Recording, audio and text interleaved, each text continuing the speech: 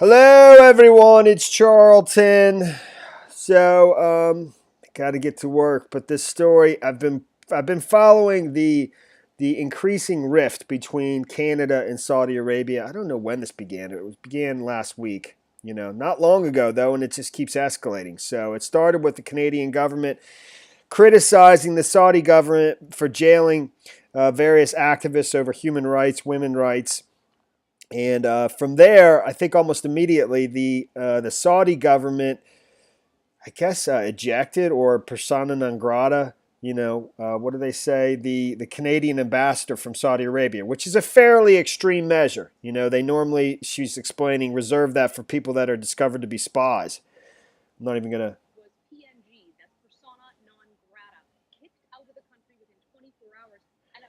So he was PNG, persona non grata. He was kicked out of the country, the Canadian ambassador in Saudi Arabia.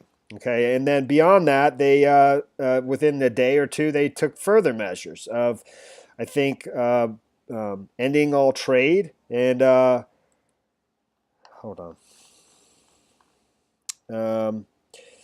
So they Saudi Arabia also froze new trade and investment with Canada worth billions of dollars and ordered 15,000 Saudi students not to attend Canadian universities. Pretty high, extreme stuff. So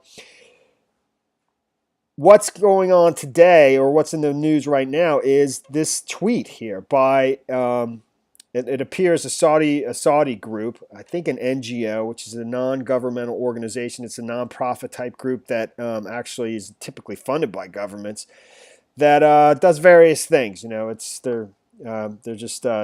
This one happens to be, it's infographics KSA. This is their website. I don't know anything about them. It seems that it's students.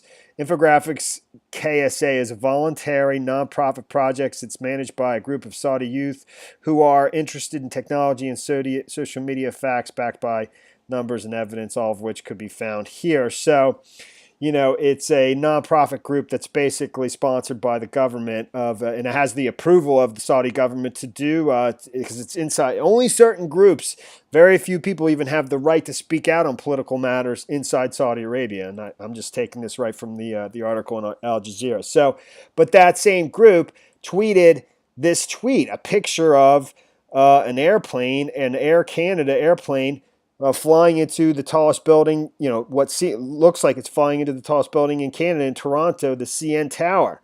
It's a very close depiction of, obviously the World Trade Centers, the Twin Towers, and 9/11. I don't know how many of the 9/11 attackers were actually Saudi Arabia. I believe there were several, and many people make the connection that it was, what's his name was Saudi, so Osama bin Laden. So, obviously, immediately there was immense backlash to this, and the words used in the tweet, sticking one's nose where it doesn't belong, as the Arabic saying goes. He who interferes with what doesn't concern him finds what doesn't please him.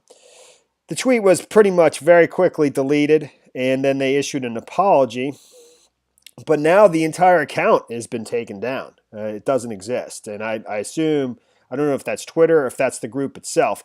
The account was fairly large. They had 350,000 subscribers. Here's the apology. Earlier, we posted an image which was inappropriate, which is why we deleted the post immediately. The aircraft was intended to symbolize the return of the ambassador, the Canadian ambassador. We realized this was not clear and any other meaning was unintentional. We apologize to anyone who was offended.